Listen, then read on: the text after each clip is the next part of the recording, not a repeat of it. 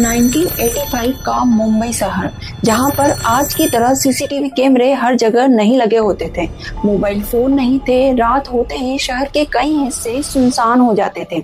हजारों गरीब मजदूर, रिक्शा चालक, फुटपाथ पर रहने वाले लोग और दिहाड़ी मजदूर सड़क किनारे सो जाते थे। लेकिन किसी को नहीं पता था कि उन्हीं अंधेरी रातों में एक ऐसा हत्यारा घूम रहा है जो अपने शिकार को चुन चुका था। फिर एक सुबह मुंबई पुलिस को सड़क किनारे एक लाश मिली। पहली नजर में ये एक साधारण हत्या लग सकती थी, लेकिन जब पुलिस ने शव देखा तो ऑफिसर भी सन्न रह गए। पीड़ित का सिर किसी भारी पत्थर से कुचल दिया गया था। पास में खून से सना एक बड़ा पत्थर भी पड़ा था। पुलिस ने जांच शुरू कर दी, लेकिन किसी ने कल्पना भी नहीं की थी कि ये सिर्फ इस केस की शुरुआत थी। और अब कुछ समय बाद एक और लाश मिलती है, फिर कुछ दिनों के बाद एक और फिर एक और लाश, और हर बार तरीका बिल्कुल एक जैसा था।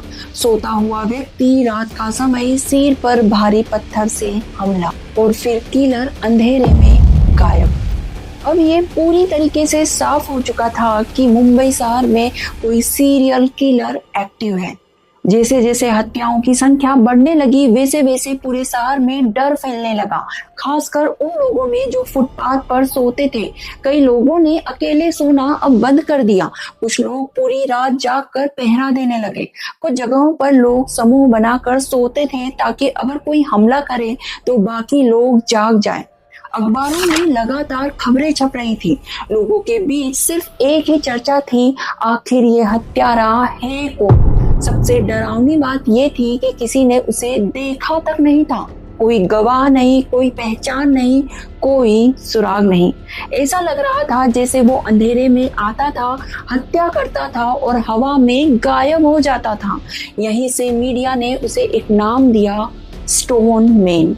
और अगले कुछ सालों तक यही नाम मुंबई के लोगों के लिए डर का दूसरा नाम बन गया। लेकिन सबसे हैरान करने वाली बात इस केस में ये थी कि स्टोनमैन अपने शिकारों में सिर्फ एक तरह के लोगों को चुन रहा था।